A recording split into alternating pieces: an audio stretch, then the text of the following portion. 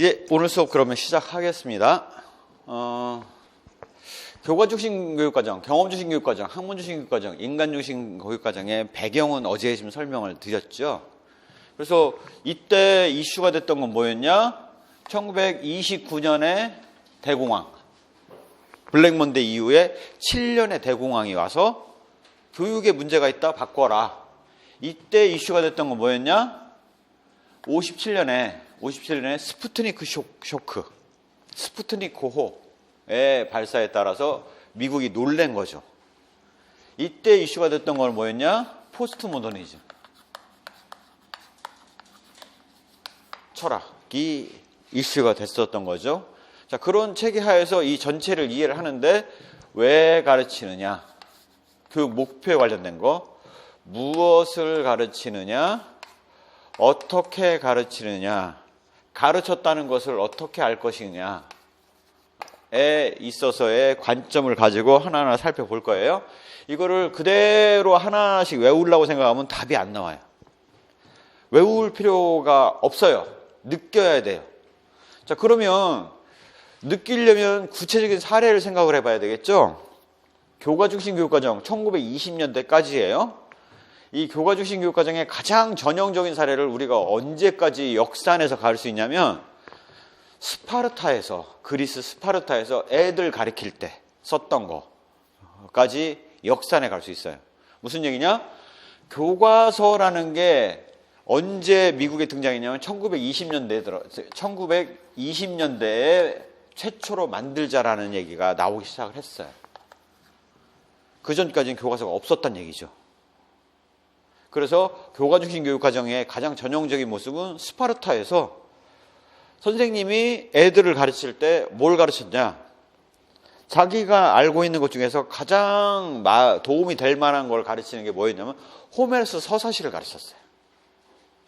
그래서 일리아드와 오디세이는 호메로스 서사시를 가르치는데 어떻게 가르쳤겠어요? 교과서가 없어요. 선생님이 머릿속에 암기하고 있는 내용을 애들한테 불러주는 거예요.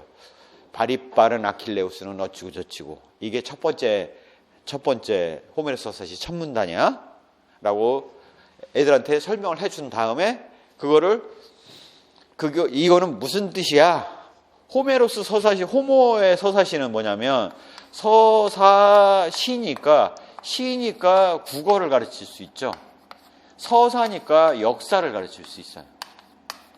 역사에는 가치관이, 민족사의 가치관이 들어가 있다고요. 그래서 이거를 가르치면서 발이 빠른 아킬레스는 이거야, 이거는 이런 뜻이야 라고 설명을 해요. 그 다음에 두 번째 문단은 이런 내용이야 하고 해요. 그 다음에 뭘 하느냐? 외워. 그래서 너 외우는지 보자. 첫 문단이 뭐라고? 발이 빠른 아킬레스는 어찌고저찌고요. 그게 무슨 뜻인데? 물어봐요. 이게 전형적인 선생님이 가르치는 방식이에요. 바로 교수 요목이자 문화유산의 전달이에요. 역사와 읽고 쓰기 계산하기에 해당되는 3R을 가르치기 위해서 호메로스 서사시를 가르쳤다고요. 이게 그 그리스 스파르타부터 이어져 갖고 언제까지? 1920년대까지 미국의 전형적인 모습이에요. 그래서 어떻게 생각하시면 되냐면 옛날 미국 영화들 보시면 칠판은 있는데 교과서가 없어요. 그래갖고 다 조그만한 노트도 없어가지고 요만한 그 칠판에 분필 들고 가서 애들이 여기다가 써가면서 공부하는 거예요. 교과서가 없었다고요. 그게 전형적인 교과 중심 교육 과정의 전형적인 모습이라고 보시면 됩니다. 왜 가르치느냐? 문화유산을 전달하기 위해서 서사시, 역사와 국어, 읽고 쓰기 계산하기를 가르치기 위해서. 자, 두 번째는 그러다 보니까 이러한 교사 중심의 그 교과 중심 교육 과정은 어떻게 될 수밖에 없었냐면 교사가 머릿속에 암기하고 있는 내용을 애들에게 가르치는 거지 않습니까? 그러니까 교사 중심이 될 수밖에 없는 방법이 없어요. 교사가 채택한 거예요. 나 호메로스 서사시 가르칠 거야? 왜? 역사도 들어가 있고 읽고 쓰기 계산하기가 들어가 있으니 논리적으로 체계적일 수밖에 없는 게 호메로스 서사시에 정통한 교사가 호메로스 서사시를 가르쳤을 거 아닙니까? 그러니까 논리적으로 정통할 수밖에 없고 개통학습이 이루어질 수밖에 없어요. 역사의 서사시니까 시대의 연대기 순으로 나왔을 거 아닙니까? 그래서 개통학습이 이루어질 수밖에 없어요. 지적 영역에 대해서 학습을 하고 있죠. 왜? 호메로스 서사시를 외워서 어디 써먹을 때가 있냐? 아니죠. 이 직업 얻는 데 도움되는 아니란 말이에요. 그래서 지적 영역이라고요. 그러니까 머리에 지적 유희를 위한 학습이었다는 거죠. 자, 그러다 보니 교과 중심 교육과정은 어떤 전이서를 기반으로 하고 있냐면 다 외우라고 하고 있잖아요. 이거 첫 문단은 발이 빠른 아킬레우스는 이거 외워라고 하고 있어요. 왜? 외우는 노력 자체가 머리를 똑똑하게 만들 거라는 형식 도야서를 근간으로 하고 있는 거예요. 가르치는 이유, 왜 암기시키는 이유는 머리를 단련을 해야지라는 생각을 갖고 있기 때문에 형식 도야서를 기본적인 전이의 수단으로 갖고 있을 수밖에 없는 거죠. 과정은 어떻게 되느냐? 분과형이에요. 논리적 배열. 어떻게 되어 있냐? 호메로스 서사시 그거 하나만 가르치는 거예요. 국어에서. 다른 과목에 가면 예를 들어서 수사학을 가르친다 그러면 수사학 그거 하나만 가르쳐요. 이렇게 딱딱 정해진 고유의 영역 단위로 가르치기 때문에 분과형으로 돼 있고 그 분과의 논리체계에 맞춰서 가르치는 거예요. 그래서 기본 내용 자체는 문화유산과 읽고 쓰기 계산하기에 3R에 해당되는 것들을 중심으로 가르쳤죠. 스파르타에서 애들 군인이 되기 전에 가르치는 게 왜 호메로스 서사시였겠습니까? 자신의 민족의 역사에 대해서 설명해 줄 수 있고 그걸 통해서 그 그리스어를 읽고 쓰는 것들을 할 수 있도록 하기 위해서였잖아요. 그래서 기본 지식을 가르치는 거고 그것들을 진리라고 생각을 했다고요. 그 당시에. 철학에 대해서가 나중에 가면 거기에다가 이제 철학이 얹어지죠. 그래서 진리라고 생각을 했기 때문에 그런 것들을 주로 가르쳤던 거예요. 엄선한 이유, 절대 진리고 호메로스 서사시가 문화유산이자 읽고 쓰기 계산하기를 배우는데 최적이다. 그래서 그걸 가르쳤다는 거죠. 수업 방법은 어떻게 됐습니까? 선생님이 앞에 나와서 발이 빠른 아킬레우스는 하고 설명하고 해독해 주고 외우게 시키고 딱 강의법이죠. 우리 수업 교실에서 이루어지고 있는 강의식이라고요. 다만 교실이 아니라 야외 들판에서 가르쳤다는 것만 차이가 있지 강의라고요. 그러다 강의법 중심이니까 분과, 상관, 융합, 광역형의 교육과정으로 편성할 수가 있죠. 분과, 상관, 융합, 광역형의 교과 중심 교육과정을 할 수가 있었다라는 거죠.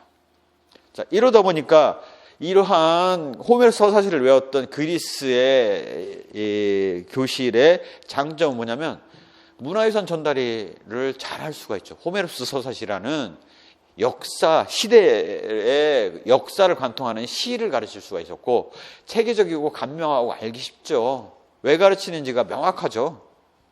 누가 왜 호메로스 서사시 가르쳐요? 라고 반발할 사람이 아무도 없어요. 평가, 측정이 용이에요. 어떻게 평가를 했겠어요? 너 첫 문단 외워봐. 두 번째 달라고 외워봐. 세 번째 달라고 외워봐. 외우고 있으면 애가 잘 하는 거예요. 못 외우고 있으면 공부 안 한 거예요. 그래서 암기 여부만 재면 되잖아요. 중앙집권적인 통제가 쉽죠. 어느 날 왕이 호메로스 서사시 우리나라에 안 맞으니까 가르치지 마. 그러면 바로 바꾸는 거죠. 중앙집권적 통제가 얼마나 쉽습니까?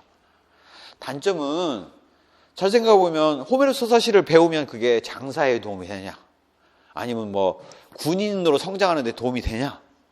아니면 농부로서 직업을 획득하는 데 도움이 되냐? 아무 도움이 안 된단 말이에요.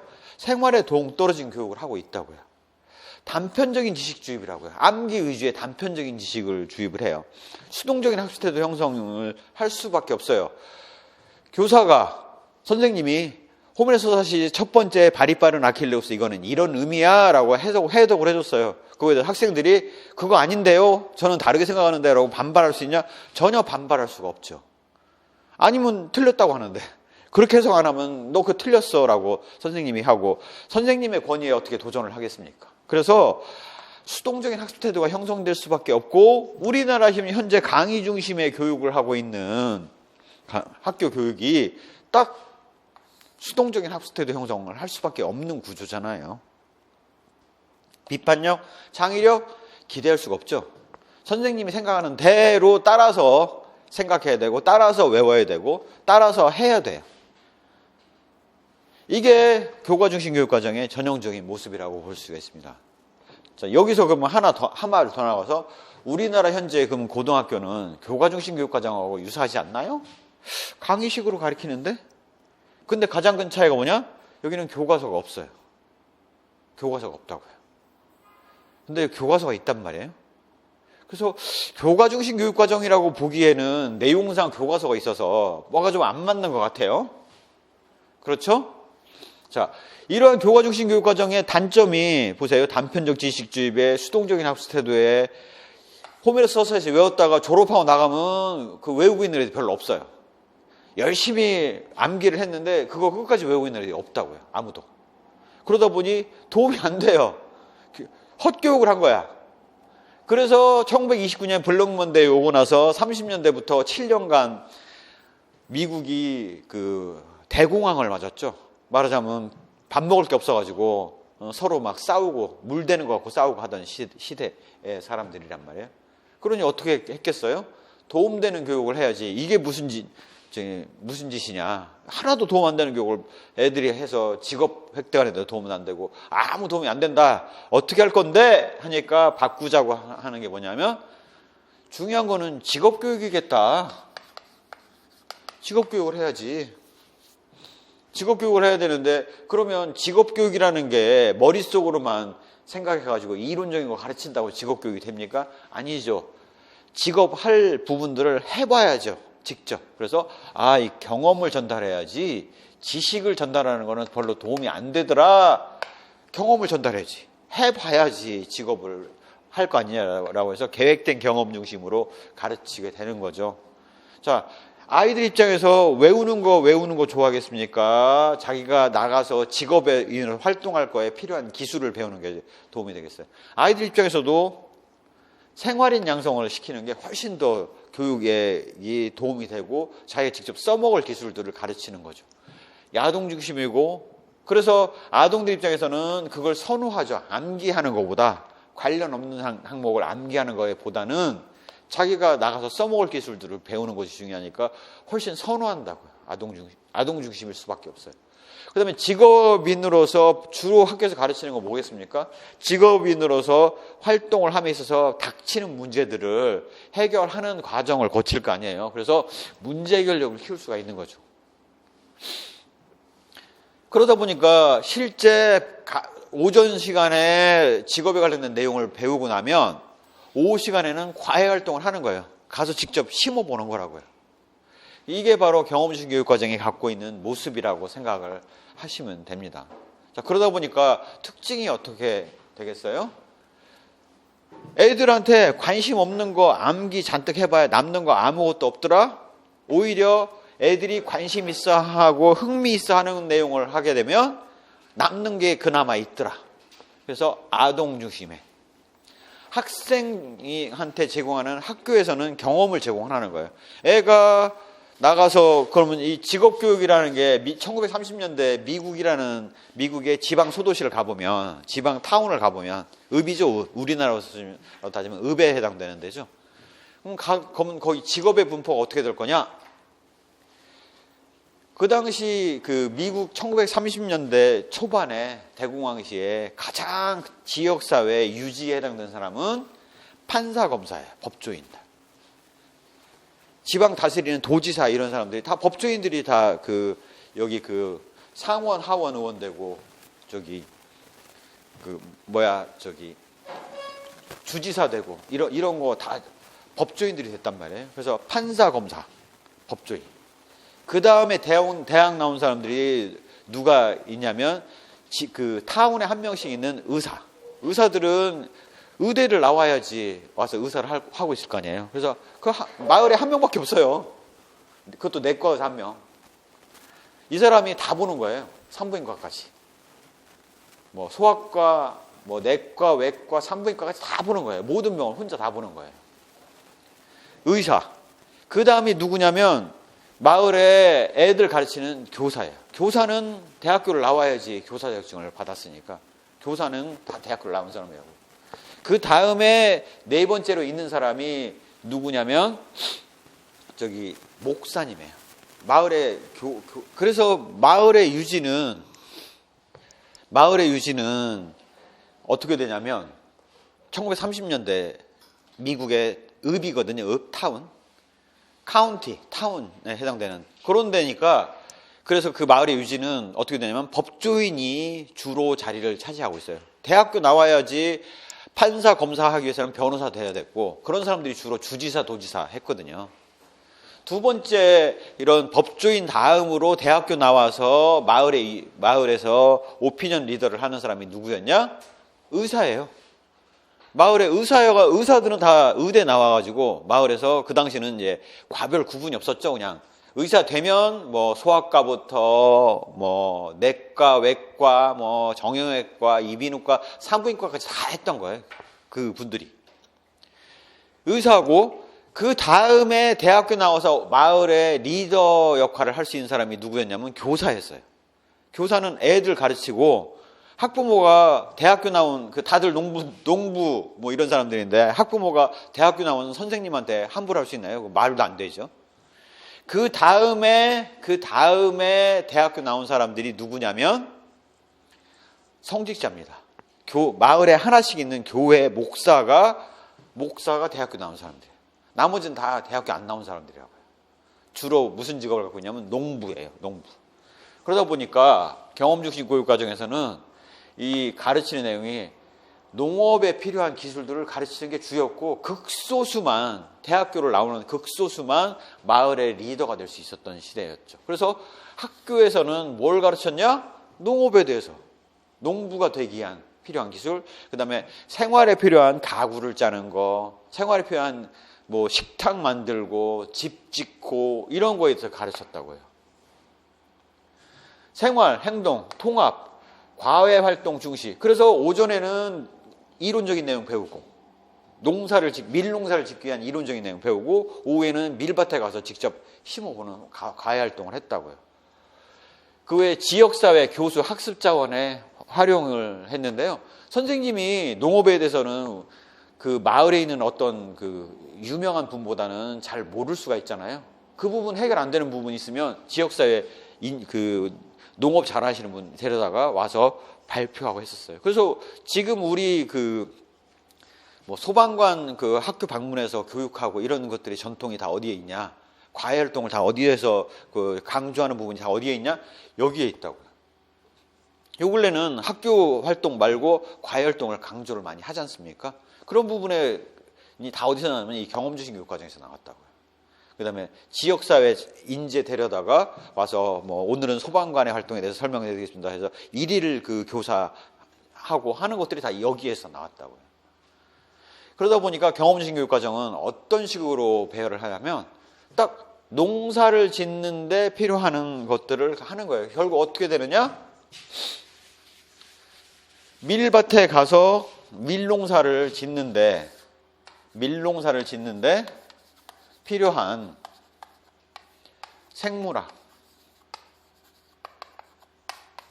농학, 그 다음에 방제학 관련된 내용들을 뽑아서 가르쳐야지 더 체계적으로 잘 농사를 짓는 사람이 될 거 아니겠습니까? 그래서 어떤 식으로 되어 있냐? 통합형으로 되어 있는 거예요. 농업이라는 하나에 관련돼서 관련 기술을 모아다가 가르치는 통합형. 그다음에 이런 것들을 통해서 생활에 직접 도움이 되는 기술들을 가르쳤던 거죠. 자, 결국 경험을 통해서 강조하는 바는 뭐냐면 뭔가 학교에서 배우는 내용이 직업에 관련돼서 유사한 내용들이 위주로 편성이 돼 있어야지 실질적으로 도움이 된다라는 동일류 소설을 기반으로 하고 있다라는 거죠. 동일류 소설이라는 게 그런 거 아니겠습니까? 타자를 배우면 컴퓨터에 있는 키보드와 타자의 배열이 같기 때문에 타자를 배우고 나면 컴퓨터를 더 잘할 수 있다. 안 배운 사람보다. 이런 것들이 바로 동일류 소설이지 않습니까? 그런 것처럼 학교에서 가르치는 게 이 농업에 필요한 관련된 학문들을 가르치는 거예요. 밀의 생장에 대한 원리를 가르치는 생물학, 밀 심어서 수확하기에 이르기까지 어떻게 이루어지는지 농학, 밀에서 병충해가 생기거나 세균이 생겼을 때 어떻게 방제해야 되는지 방제학 이런 것들을 관련해서 배웠다 이거죠. 모아서 농사에 짓는 것만. 그래서 수업 방법은 어떻게 되냐면 문제 해결 학습, 프로젝트 학습이에요. 문제 해결 학습이 뭡니까? 농사 쫙 짓는 것들을 하면서 자 오늘은 우리가 수업 방법에서 배웠던 문제 해결 학습이 뭐였냐면 오늘은 누구네 밭에 나가서 밀을 한번 심어봅시다. 심어봐요. 하다가 애가 밀 하나를 딱 집어들면서 선생님 여기 까뭇까뭇하게 뭐가 생겼는데요. 거뭇거뭇하게 뭐가 생겼는데요. 아 이거는 뭔데 내일 우리가 그러면 이 병에 대해서 알아보고 방지하는 방법을 배웁시다. 라는 식으로 문제 발생한 것들을 중심으로 해서 가르치는 거잖아요. 하나하나 해결해 나가면서 가르치는 거지 않습니까? 문제 해결 학습이에요. 프로젝트 학습이 뭐였냐? 우리 이미 배운 대로 이 경험 중심 교육과정에 따라서 통나무로 집 짓는 거 오늘은 얘네 집 지어주고 내일은 얘네 집 지어주고 돌아가면서 집 짓는 거를 배워야지 집을 지어줄 거 아니에요. 주로 이제 그 당시에 마을에 가서 보면 집을 각 가구마다 하나씩 통나무 집을 지어요. 근데 만약에 결혼하는 사람 있잖아요. 그럼 신혼부부가 있으면 신혼부부가 살 집을 마련을 해줘야 되잖아요. 그럼 마을 사람들이 전체가 모여가지고 걔네 집을 지어준다고요. 다 이제 연장들 들고 와서 나무 켜고 땅 파고 벽돌 하고 해서 집을 지어준다고요. 그렇게 하기 위해서 배우는 게 프로젝트법이에요. 그런 거 집 짓는 일 있으면 애들 데리고 가서 목공일 돕고 하면서 배우게 만드는 게 프로젝트 학습이에요. 그런 학습이니까 이거는 강의법이 헛 중심으로 호메로스 사실을 외우는 걸 위주로 했다면 여기서는 어떻게 하우 중심으로 어떻게 밀농사를 질 거냐, 어떻게 그 집을 만들 거냐, 통나무 집을 만들 거냐 이런 것들을 위주로 가르쳤을 거 아니겠습니까? 그래서 활동, 생활, 그 다음에 밀에 병충해가 발생하면 그거부터 해결해야 되니까 생성 중심에. 중액형인 이유가 뭐예요? 밀농사를 중심으로 생물학, 농학, 방제학, 그 다음에 소를 키우기 위해서 말하자면 수의학 이런 것들을 배웠을 거 아니겠습니까? 그래서 다 농사를 중심으로 해서 모아서 가르쳤기 때문에 중액형으로 문제 해결을 하는 걸로 주로 편성을 할 수밖에 없었죠. 중액형 교육과정은 제가 어제 이전에 그 많던 시간은 누가 다 먹었을까라는 소설을 두고 관련된 각 분야별 내용 그 학문들을 모아서 가르치는 거라고 했지 않습니까? 그렇게 가르칠 수밖에 없었던 거예요. 다른 방법이 없어요. 농업을 가르치는데. 장점은 어차피 애들 나가서 다 농부 될 거예요. 그래서 자발적으로 행동하고 거기서 잘 배워서 가면 아빠한테 자랑도 할 수 있어요. 아빠 이거 이렇게 하는 거래요. 자랑도 할 수 있어요. 실생활에 필요한 문제 해결을 직접적으로 직업 획득에 필요한 거, 그 다음에 프로젝트법을 통해서 집 짓는 것처럼 자기가 삶에 필요한 기술들을 배우잖아요. 공동 프로젝트 수행을 해요. 집 짓는 거. 민주적 태도를 키울 수밖에 없어요. 나만 물 댄다고 할 수 없다고요. 그래서 같이 다 돌아가면서 물을 대야 되기 때문에 민주적 태도를 키울 수밖에 없다라는 거죠. 이런 장점이 있죠. 대신 단점이 뭡니까?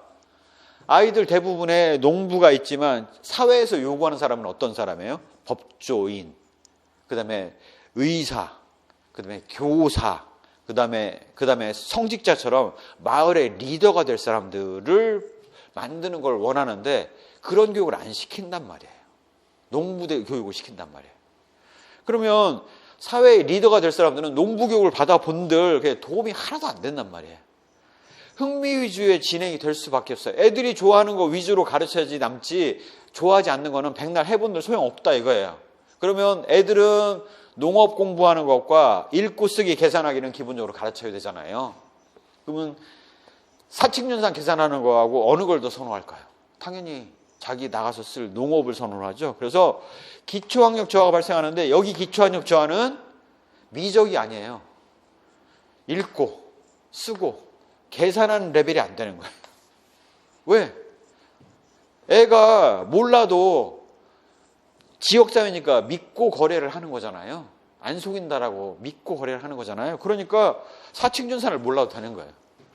계약만 작성해서 밀 주고 돈 받으면 되지 계약서를 작성해야 될 필요가 없어요. 그러니까 읽고 쓰기 계산하기라는 정말 그 기초학력이 저하가 되는 거예요. 미적이 아니에요. 미적 수준이 아니에요. 직접 경험을 중시하고 농업을 직접 하는 거죠. 교육 시간이 경제성을 무시되죠. 왜? 밀농사 짓는다 그러면 밭 있는데 가서 직접 심어볼 거 아니겠습니까? 심는 거 시범 몇 번만 보면 끝나요. 다 알아요. 아, 저렇게 심는 거구나. 근데 이거를 1시간 내내, 일주일 내내 이거 심고 있다고요. 그러니 시간의 경제성이 무시가 될 수밖에 없죠. 경험의 새로운 적용이 곤란해요. 농업에서 열심히 배운 것들은 의대 가서 하는데 별로 도움이 안 돼요. 법대 가서 법조인 되는데 거의 도움이 안 돼요. 교사는 일부 도움이 돼요. 왜냐하면 교사는 어차피 가르쳐야 되니까. 성직자 전혀 도움이 안 돼요. 그래서 실상 대부분의 아이들에게는 도움이 되지만 사회에 필요한 인재를 키우는 데는 도움이 안 되는 교육과정이 경험 주신 교육과정이라는 거죠. 이러다 보니 학력 저하가 나타날 수밖에 없죠. 기초 지식이 학력이 저하될 수밖에 없어요. 근데 1957년에 스푸트니크호가 돌면서 하늘에 이게 떠다니면서 미국 땅을 지나가요. 이게 햇빛이 반사가 되어갖고 여기가 이렇게 낮에도 보여요. 원에다가 막 햇볕 반사가 돼서 어느 구로 돼 있으니까 어디서도 보이도록 밝은 점이 지나가는 게 하늘에서 보여요. 우리 비행기 지나가면 저기 구름 지나가듯이 보이는 것처럼 보여요. 그러니까 미국에서 난리가 난 거예요. 그때 만평을 보면 미국 땅이 이렇게 생겼지 않습니까? 여기 플로리다고. 여기에 쓱 지나가는데 여기서 핵폭탄, 여기 스푸트니크호가 지나가는데 여기 밑에 미사일로 핵폭탄 떨어뜨리는 만평이 나와요. 그 정도로 패닉에 완전 휩싸였어요. 왜? 핵폭탄을 일본에다 투하를 해서 항복을 이끌어냈잖아요. 그게 1945년이에요. 핵폭탄의 무서움은 누구나 미국 사람들도 잘 안다고요.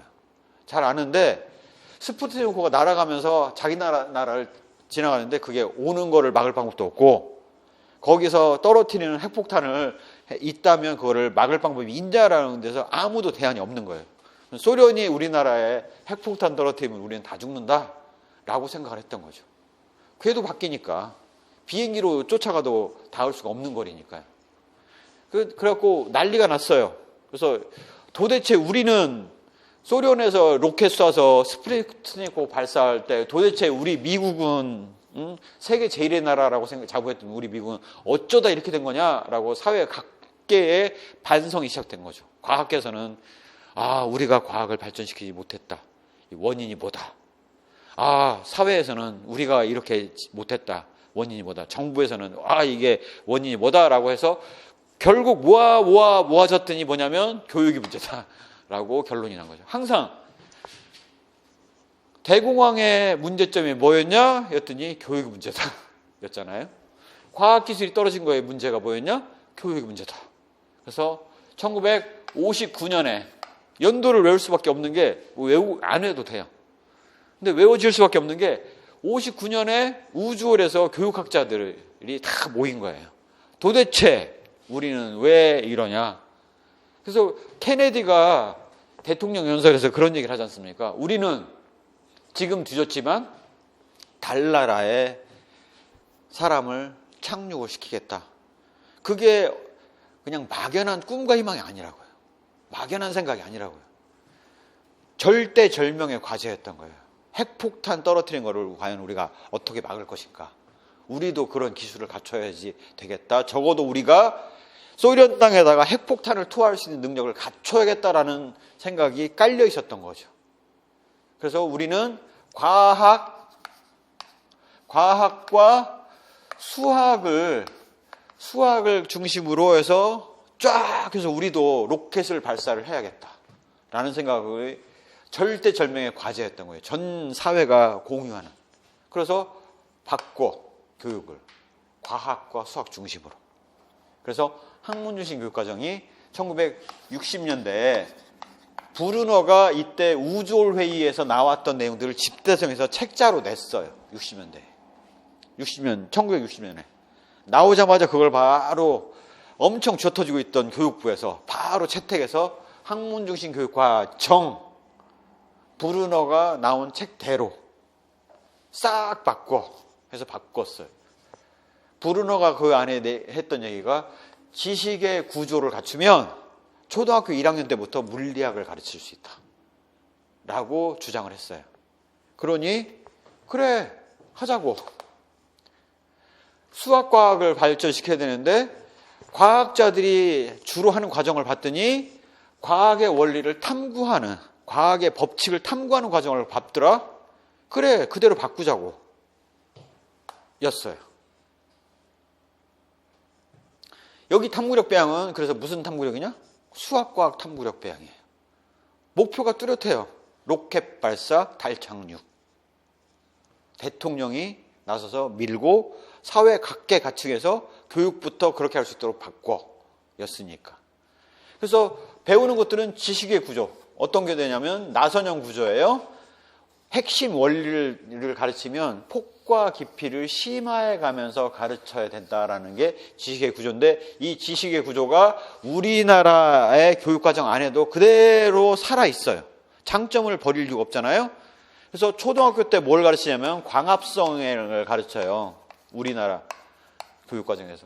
이 광합성이 뭘 가르치는 거냐면 강낭콩 심고 거기서 뿌리 나고 싹 나고 잎 나고 꽃 피고 거기서 화수분해 갖고 열매 맺혀 갖고 나오는데, 거기서 열매 안에 이 녹마 이 탄수화물이 생기기까지는 햇볕을 결합해서 햇볕과 질소를 결합해서 탄수화물을 만든다. 포도당이 돌아간다. 이거 어릴 때부터 이거 광합성이야 라고 가르쳐요. 중학교 올라가면 뭘 가르치냐면 생물 시간에 꽃에다가 암술과 수술이 결합해서 그 꽃가루가 묻으면 결합해서 그 열매가 맺힐 수 있다는 거 생물 시간에 그거 배우잖아요. 고등학교 때 우리가 뭐 배우는지 아십니까? 생물 시간에 포도당의 이 광합성을 통해서 포도당이 생성되기의 과정을 화학식을 집어넣어 갖고 배우고 있잖아요. 배워보셨잖아요. 보세요. 원리는 광합성인데 그거를 가장 정수인 광합성부터 해가지고 폭과 깊이를 심화해 가면서 가르치는, 이게 바로 지식의 구조라고요.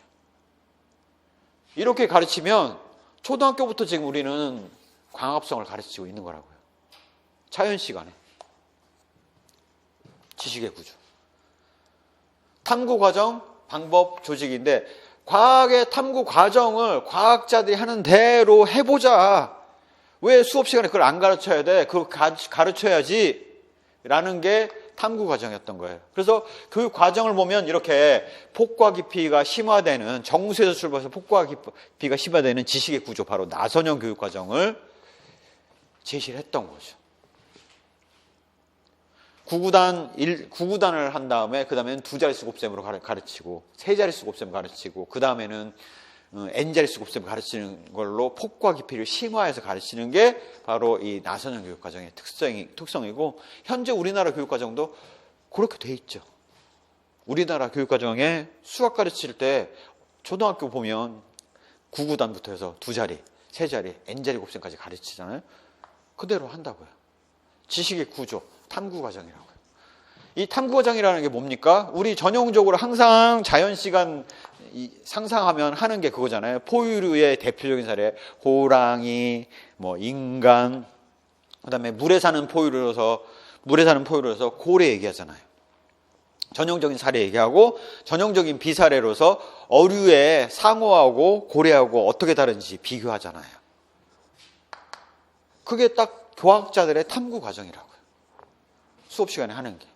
그래서 수업 방법이 뭐냐면 발견학습, 탐구 수업을 해요. 발견학습의 과정이 뭡니까? 문제 제기, 가설 설정, 가설 검증, 결론 및 일반화 과정을 통해서 딱 과학자들이 과학의 법칙, 원리를 발견하는 과정을 학교에서 그대로 하는 거라고요.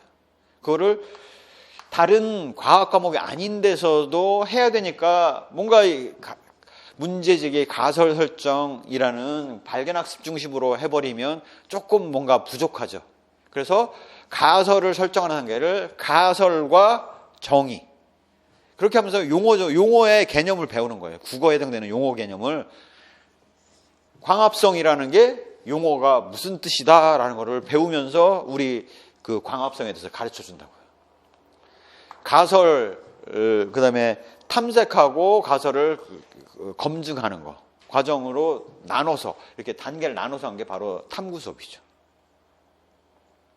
장점은, 보세요. 여기, 광합성이라는 그 강낭콩 심고 싹나는 과정부터 여기 포도당에 이르기까지 생명의 존재의 근원이 되는 에너지를 생성하는 과정을 통해서 학습 전이가 그대로 이루어지잖아요. 광합성부터 이 포도당에 이르기까지의 이해가 쉽게 되지 않습니까? 내적 동기 유발이 돼요. 이거를 심어봤던 애면 화수분에 대한 원리를 이해하기가 쉽고, 화수분에 대한 원리를 이해해서 강낭콩이 맺히는 과정을 본 애들은 나중에 포도당 생성 과정이 왜 중요한지를 알죠. 왜? 그 강낭콩이 나온 데서 또 심으면 강낭콩이 또 나고, 생명의 존속에 대한 얘기를 알잖아요. 내적 동기유발. 똑같이 마치 생물학자가 가르쳤던 내용을 자기도 똑같이 발견을 하는 거예요. 실험을 통해서. 이건 다 실험 실습실. 딱 발견학습 탐구 수업 하면 우리가 생각나는 게 뭡니까? 실험 실습실에서 과학 실험하는 거잖아요. 문제해결 학습, 프로젝트 학습 뭡니까? 밀밭에 나가서 밀 심어보는 거잖아요. 같이 통나무로 집 같이 지어보고. 강의법 뭡니까? 교실에서 애들 모아놓고 선생님이 학습시키는 거.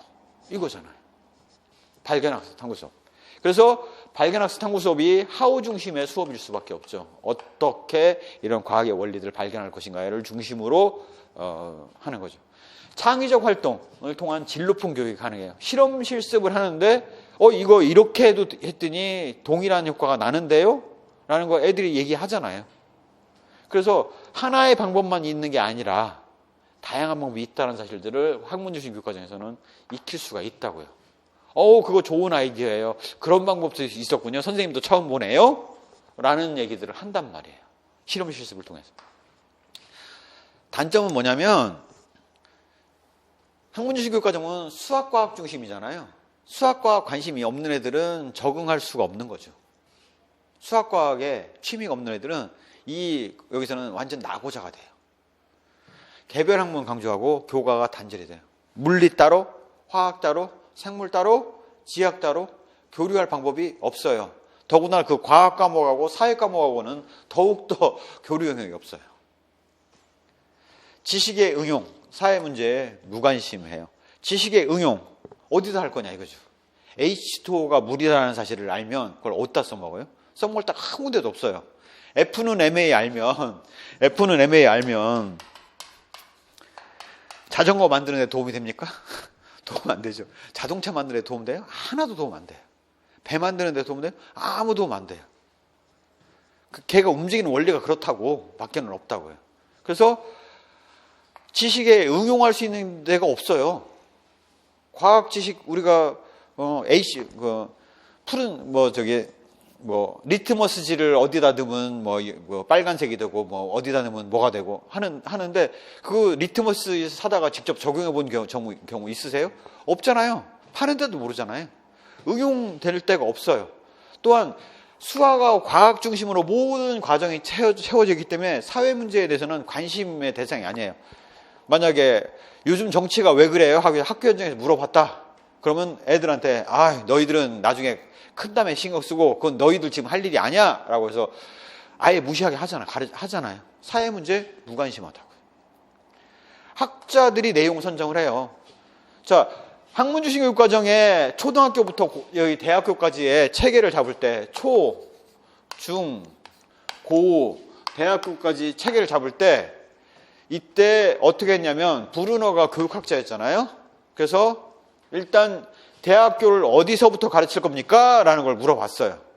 그랬더니 대학 교수들이 물리는 여기부터 가르칠 거예요. 화학은 여기부터 가르칠 거예요. 생물은 여기서 가르칠 거예요. 지학은 여기서부터 가르칠 거예요 하고 레벨이 딱 정해졌어요.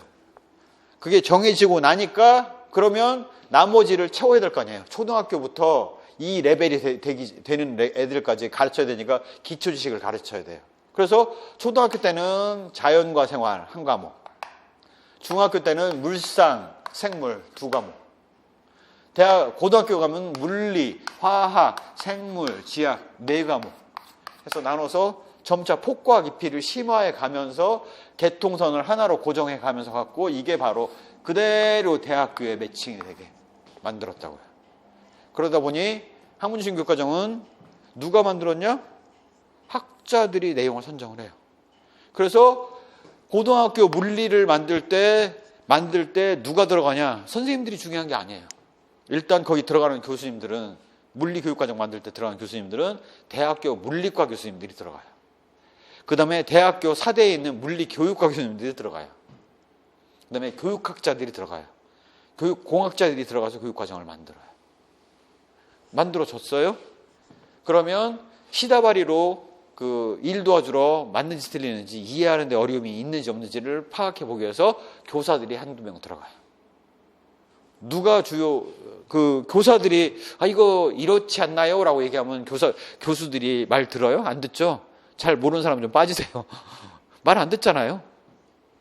그러니 학자들이 내용 선정하고 조직하고 학생 입장 하나도 반영이 안 돼요. 선생님 의견이 반영돼야지 학생 입장이 반영될 거 아니겠습니까? 하나도 반영이 안 된다고요. 그럼 이게 바로 학문중심 교육과정이 갖고 있는 한계죠. 자, 그러다 보니까 어떻게 돼요? 교사도 소외, 학생도 소외, 학교 교육의 주체인 교사도 영향력이 없고, 학교 교육의 가장 큰 핵심 고객인 학생도 영향력이 없어요. 소외되어 있어요. 그러니까 따로 노는 거죠. 그러니까 이런 게 의미 없는 교육이 되는 거예요. 의미 없는 교육이. 그래서 1970년대 포스트 모더니즘이 나오면서 과학 그 절대 진리 별로 안 중요해. 그거 과학 할 애들만 하면 되지. 화학 할 애들만 H2O가 물이라는 거 알면 되지.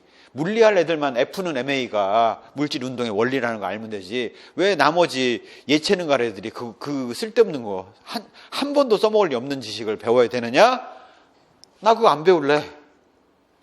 나한테 중요한 거는 내가 앞으로 어떤 삶을 살아갈지, 내가 어떻게 살아갔을 때 행복한 사람이 될 수 있는지가 중요하지, 다른 내용 하나도 안 중요해 라고 비판을 하면서 나온 게 포스트 모더니즘의 영향을 받은 인간중심 교육과정이에요.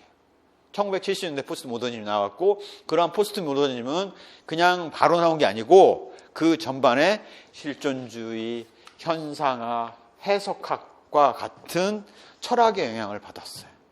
포스트 모더니즘이 나오면서 인간중심 교육과정이 나왔고, 또 70년대에는 또 무슨 일이 있었냐면 베트남전이 있었어요.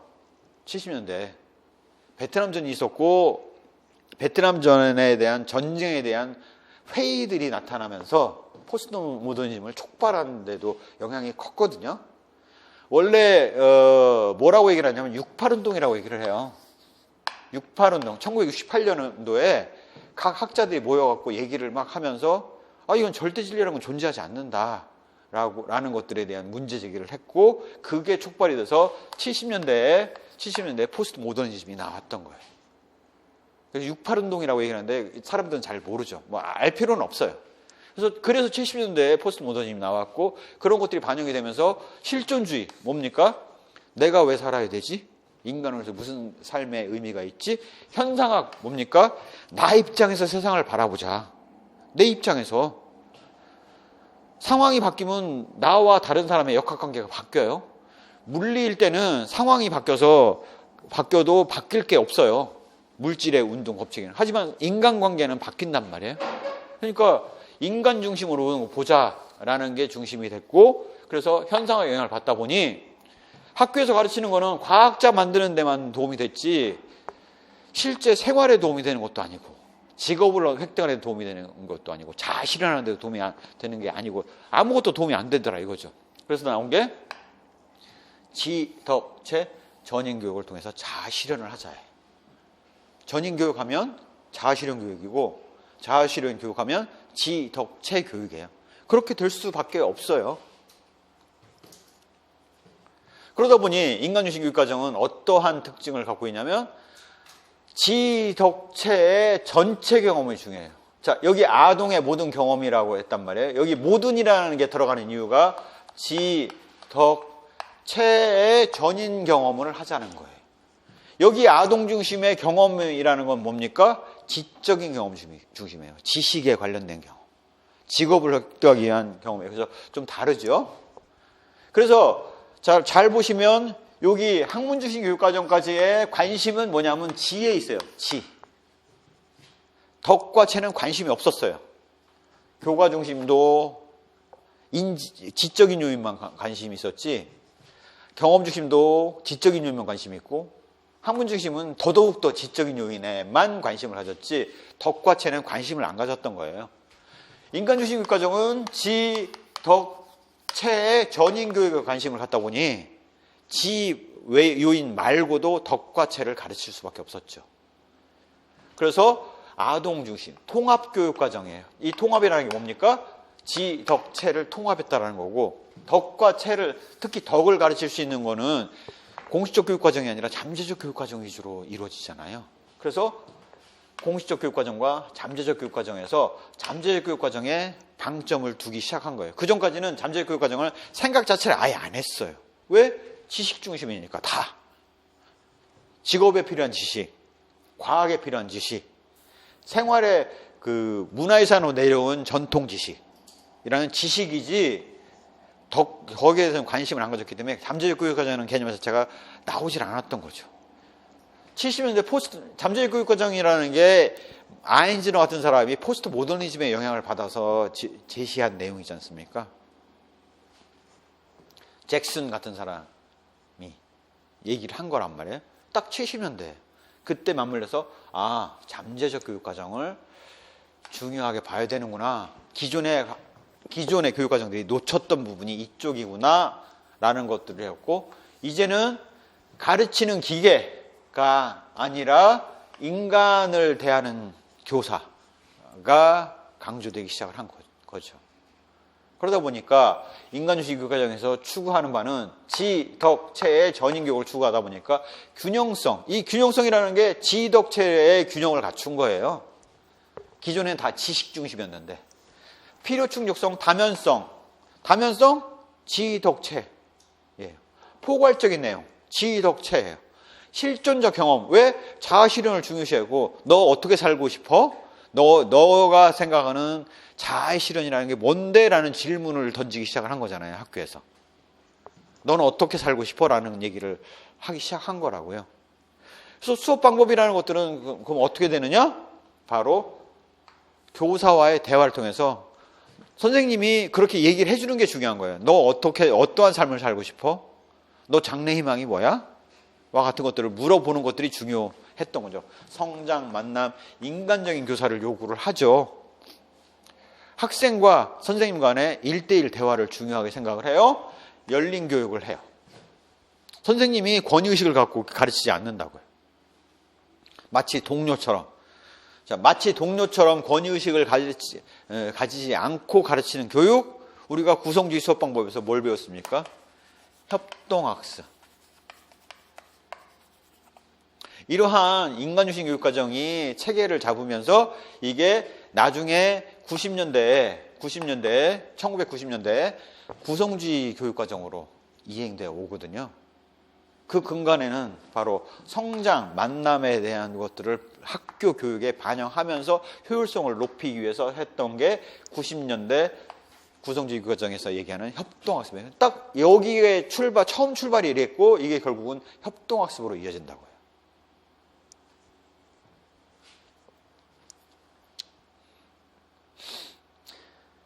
그래서 장점은 지덕체 전인 교육을 할 수 있다라는 거고, 학습자 개별 성장을 중요시하게 생각하죠. 너 어느 게 너의 그 삶의 목표야? 너 어떤 사람이 되고 싶어? 라는 걸 물었잖아요. 자아 형성, 교육 환경을 인간화하는 게 중요하죠. 가르쳐서 기계를 만드는 게 아니라 인간을 만드는 것이다 라고 봤던, 인간을 육성하는 거다라고 봤던 게 교육의 관점이 바뀐 거예요. 돈 버는 기계에서, 과학하는 기계에서 인간으로서. 단점은 이전에 교과, 경험, 학문 중심 교육과정이 지덕체에서 지식에만 중점을 두고 지식을 하루에 8시간씩, 6시간씩 가르쳤죠. 학교는 통상 6시간이니까 6시간 가르쳤는데 그 주어진 6시간 안에 지덕체를 같이 가르치려고 하다 보니 어떻게 되겠어요? 지식에 대한 부분이 4시간으로 줄고 덕에 해당되는 부분이 2시간을 써야 될 거 아니에요. 체에 해당되는 부분을 지덕, 덕과 체를 넣어야 될 거 아니에요. 그러니까 그전에는 체육 과목이 없었다고 보면 돼요. 인간중심 교육과정이 들어오면서 체육 과목이 들어온 거예요. 교과목으로. 윤리 과목이 없었는데 윤리 과목이 들어온 거고. 지, 덕, 체. 그러다 보니까 지적인 내용에 있어서가 성과를 내기가 쉽잖아요. 누가 수학을 더 잘 풀었냐, 누가 과학을 더 잘 풀었냐, 이런 것들은 경시대 같은 걸 통해서 성과가 팍팍 나오잖아요. 그런데 그 부분이 줄어들 수밖에 없으니 교육 성과를 내는 게 어려움이 걷죠. 심각한 비판은 뭐냐면 애들을 다독여서 공부를 시켜도 모자란데 애들을 자꾸 혼란스럽게 너 왜 사냐고 묻는다고. 애를 왜 지금 마음 잡고 공부 시켜도 시원찮은데 애를 마음을 휘저어 놓냐고. 그게 교사가 할 일이냐고. 이런 얘기를 듣는다고요. 교사의 투철한 교육관을 갖고 있지 않으면 어려워요. 이게 왜 그런지 이해가 안 되실 텐데요. 인간중심 교육과정을 최초에 채택했던 학교들은 되게 어떤 데 위치해 있냐면 미국이 땅이 넓지 않습니까? 자동차 타고 한 2시간 가야지 뭐 마트 나오고 그러잖아요. 그런 외진 데다가 학교를 떨렁 세워놓고 전원 다 기숙사 생활을 해요. 마을 나가려면 차 타고 한 2시간씩 나가야 돼요. 그런데 학교를 세워놓고 거기서 다 전원 기숙하면서, 그래서 주중에는 선생님들도 학교의 기숙사에서 같이 밥 먹고 같이 생활을 해요. 그러니 투철한 교육관이 있지 않으면 쉽지 않겠죠. 밤에 언제든지 학생들이 와서 상담하면 상담하고 해야 돼요. 자기 생활이 없다고요. 주중에는. 가족도 주말에 겨우 가서 보는데. 행정조건 정비, 사회관계가 소원한 거죠. 기존에 학문중심 교육과정이면 학교가 도시 내에 있었어야 됐어요. 그래야지 접근성이 좋으니까. 근데 인간중심 교육과정은 아예 기숙사를 지어갖고 호그와트 그 기숙학교라고요. 해리포터 그 학교, 마법학교처럼 기숙학교라고요. 그러니 안 맞을 수밖에 없었던 거죠. 이러한 흐름하에서 있었다는 거죠. 자, 그러면 여기까지 놓고 나면 이제 그래서 그랬구나 라는 생각이 들으셨을 거예요. 이 표를 그렇게만 읽어버리면 의미가 좀 약해요. 여기서 응용하는 방법은 응용을 직접 해보면 그걸 한번 물어보자고요.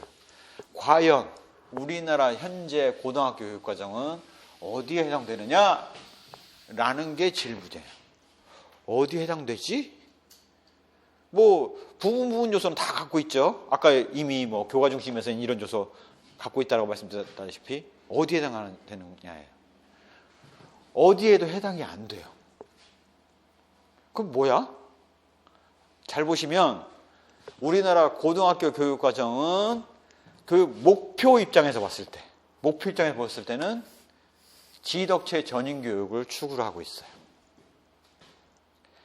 가르치는 내용 면에서 본다라면 학문중심 교육과정에 과학 중심의 교육을 하고 있어요. 내용 면에서 본다.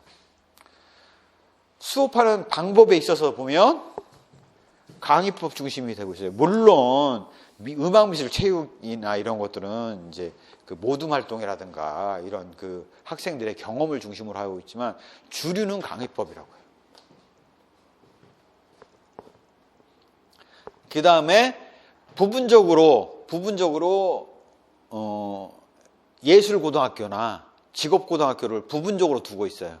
그래서 그런 것들을 통해서 부분적으로 이런 그 직업교육을 하고 있는 학교가 부분적으로 있어요. 주류가 아니라 부분적으로, 사이드로. 자, 이렇게 보시면 그래서 우리나라 교육과정이 뭐라고 되어 있냐면 통합교육과정이라고 되어 있어요. 원래 기본 취지는 뭐였냐? 이 각 교육과정이 갖고 있는 장점을 취합해서 이 각각의 장점들이 발휘될 수 있는 교육체계를 만들겠다라는 게 기본 목표였다고요. 그런데 실상 지금의 고등학교가 갖고 있는 모습을 딱 보면 딱 이 단점들만 부각되고 있어요.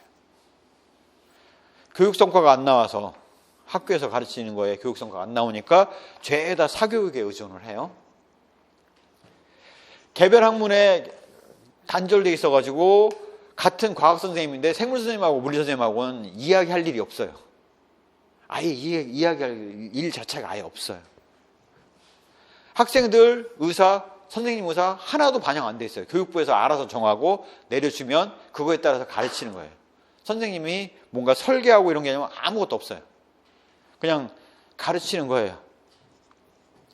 흥미, 기초학력 저하 여전히 나타나고 있어요. 그래서 이거 메꾸려고 지금 사교육을 지금 초등학교 때부터 지금 사교육을 지금 받고 있는 거 아닙니까? 학원 다 열어줬잖아요.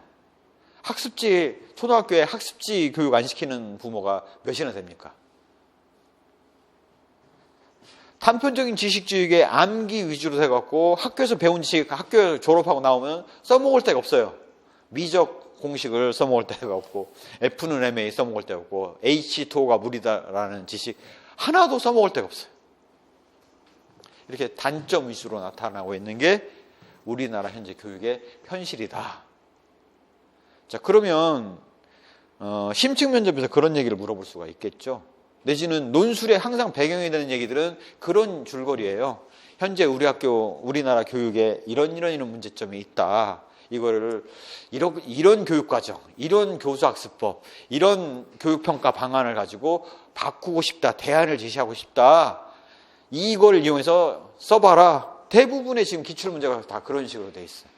학교에서 발생하는 사례를 딱 주고 그거에 대해서 교육과정에서 대안 내고